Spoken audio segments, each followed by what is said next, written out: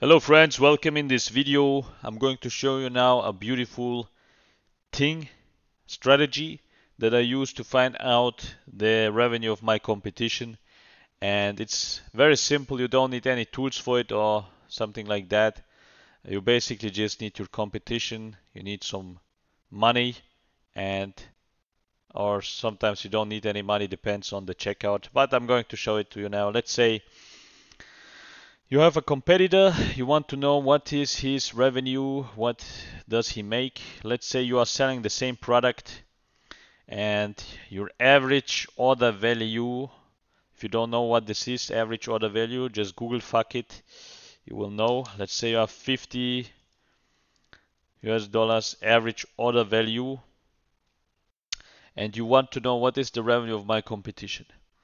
So what you can do is, let's say we have today the 1st of January. You go to the store of the competitor and you buy one product, and now you know the order ID is, let's say, 15,000. That's the order ID, the order number. That's your order number for your order. So you bought a product, okay? You have this order number now. And when this competitor has a, how do you say, let's say you want to buy a product but you don't want to pay anything. Depends on what the competitor is selling. Let's say he has a very cheap product and you just buy a very cheap product, or you just buy, how do you call that on English? I don't know. But there are payment methods. You buy something and the order doesn't get fulfilled until you transact money on the bank account of the seller. That means you can select that payment method if that's available, and then you just don't transact any money. You then, if you want, you can contact him again. If you don't want, you can contact him, say, I want to cancel the order, I don't want the product anymore, or you just don't contact him and he will cancel it automatically, I guess. So what you are going to do now is, let's say 1st January, order ID 15,000. Now we have 2nd, or not 2nd, but 1st February. You're going to do the same thing. You buy one product the same way you did before. Now the order ID is 25,000. Or let's say 19,000. So the order ID is now 19,000. That means between 1st January and 1st February, you can obviously here now see he had 4,000 orders in between. I think you understand why I come to that conclusion. I don't have to explain it here. 19,000 minus 15,000.